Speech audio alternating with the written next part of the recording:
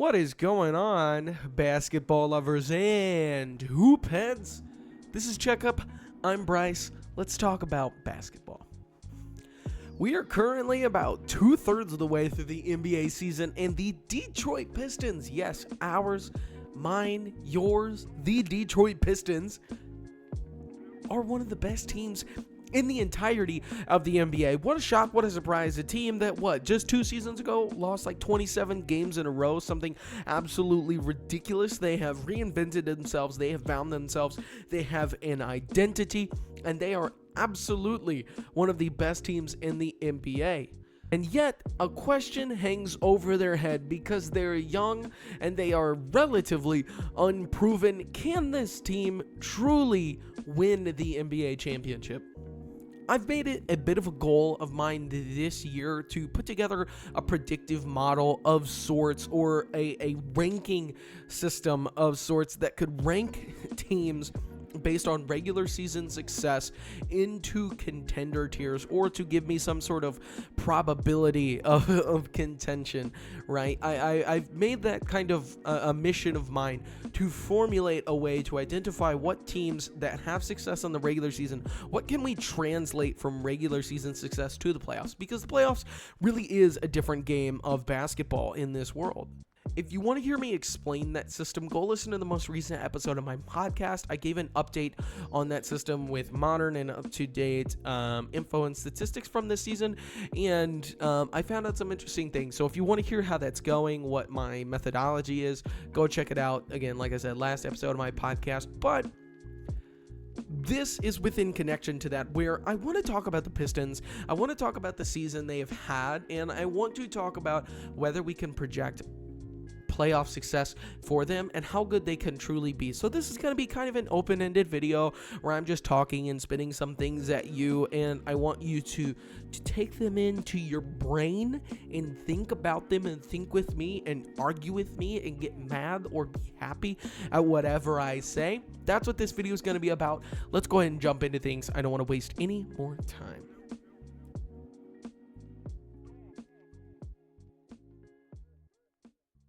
Let's start this thing off on a positive note. Let's talk about what the Pistons do well. The thing that the Pistons do best and have done best all season is that they kick ass, right? I think, and like, people get caught up sometimes in talking about clutch rating and clutch efficiency and how good teams are in the clutch, how good certain players are in the clutch. And the Pistons certainly have gotten some of that, because Cade Cunningham has had some awesome moments in the clutch. But I think it's less important to talk about how good you are in the clutch, because the clutch has a lot of randomness and things that can just happen around it, and weird shit that happens all the time that you can't really predict. But what you can predict is ass beating. The Pistons are currently second in the NBA in point differential at a plus 8.5. That's not historic, but that is very, very good. They are second in net rating. That's also very, very good. I think it's somewhere around a plus 8. They also have the second best defense in the entire NBA. So there are a lot of indicators that show us not only does this team win a shit ton of games, they're winning 75% of their games currently. That would equate out to something like 60 wins. They win their games by a big, and yes, like I said, Cade does have a lot of really interesting and really good clutch stats and really good clutch moments this year. But more importantly than that, in a lot of their other games, they're just killing teams, and that's indicative of a winner, right? That's somebody who's taking things seriously, and that's somebody who goes out every night with a mentality to kill, to win. And that is something, to me, that's far more important and historically is indicative of championship success than, say, clutch time rating, or, just beating good teams and losing to bad teams, or losing to bad teams and, putting up a fight against good teams. What's indicative of champion success is beating all the teams, right? And that's what the Pistons have done. They also, they have this great net rating. They have a great point differential. They have a great defense. They also have a great record against top 3 seeds this year. They have yet to play the Thunder. They will play them on Wednesday night. We have seen the way that they've dismantled the Knicks this year. And right now, according to my count, they have a 9-2 record against the top 3 seeds in both conference. They've gone 3-1 against Boston this year. They've gone 3-0 against the Knicks, all of them blowouts. They just lost to the Spurs tonight, which was a very interesting game, and I'm not here to talk about that, but if you want to think about some playoff stuff and like what the Pistons might look like in the playoffs, that's a really good game to watch, and I would go watch it right now. It was also a ton of fun. But they've also beat the Nuggets twice this year, right? And so they have yet to play the Thunder. They will play them on Wednesday night. OKC will be on the second night of a back-to-back and probably without SGA or AJ Mitchell. And yet, so still, they have a great record against top 3 seeds. And so I think we need to take them seriously in the fact that this is a team that tries. And a team that tries all year, every single night. There's something just inherently that to me screams you're serious and you need to be taken seriously. If this was a team that was just like getting by you know the skin of their whatever, you know, if they were just flying by the seat of their pants every single night, winning a ton of close games, they beat up on bad teams, but their record against good teams was meh, I would be a lot more worried, but that's just not the case. And so there's a lot of strong indicators, again, just in the amount that they beat teams and that they beat good teams on the road, at home, in all sorts of different situations that indicate to me this is a team we need to take seriously.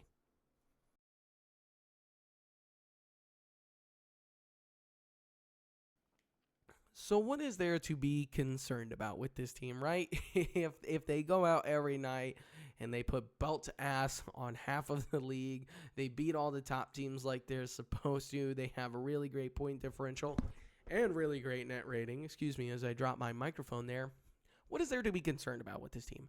Well, there's 2 things, really. The first thing is something that most everybody notes, and that's the playoff inexperience. This is a team that's only played one playoff series together that they lost against the New York Knicks last year. Now, granted, they played the Knicks very, very well, and had some things gone their way, they could have easily won that series, which would have been super interesting, but alas, they did not. So projecting them to go from 0 playoff series wins as a unit to 4 feels like a big stretch. I also think people underrate that the players on the floor are not the only part of a team, right? There's a coaching staff, and sometimes your coaching staff is inexperienced, and sometimes your coaching staff needs to learn how to adapt to the playoffs. That's why some coaches, you know, forever were guys who had a lot of regular season success and then could just be like outthought and outcoached by other people in the playoffs. So I think that's something underrated. JB Bickerstaff is not a guy who's been to the finals or a ton of playoff games as a head coach or had a ton of success.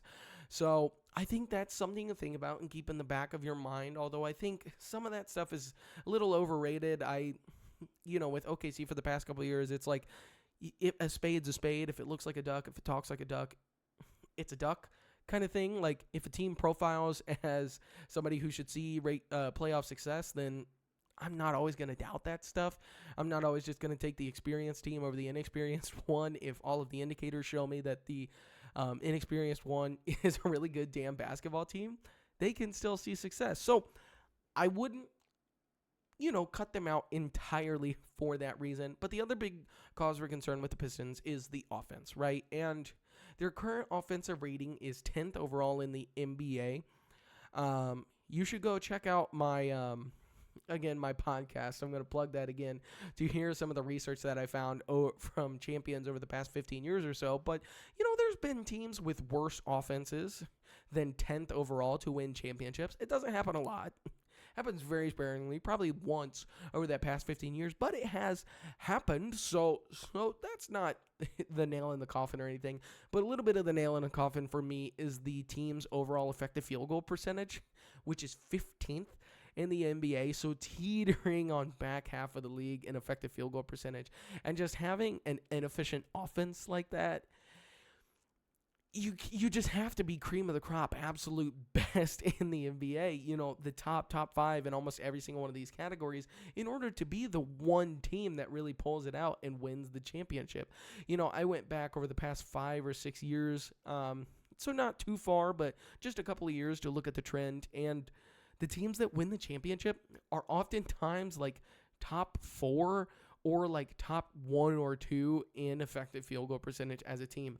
The lowest ranked effective field goal percentage over the past like 6 years was 6th, I think, and that was the Bubble Lakers. So like a weird team, weird year.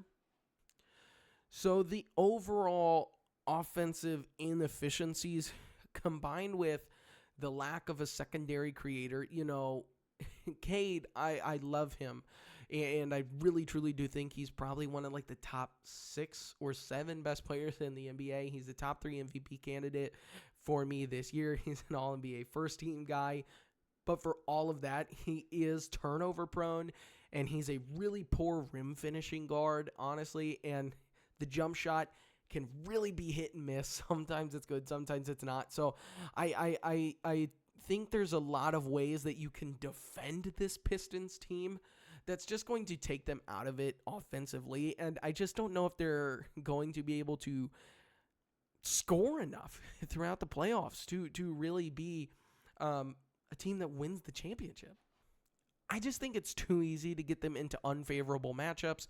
You can throw all sorts of different looks at Cade Cunningham and see how he responds, whether it's doubles and blitzes and hedges off of screens, or whether teams just go under screens and dare him to be a pull-up jump shooter all the time. I don't know. What happens in the 8 minutes a game that Cade is off the floor? What does the offense look like?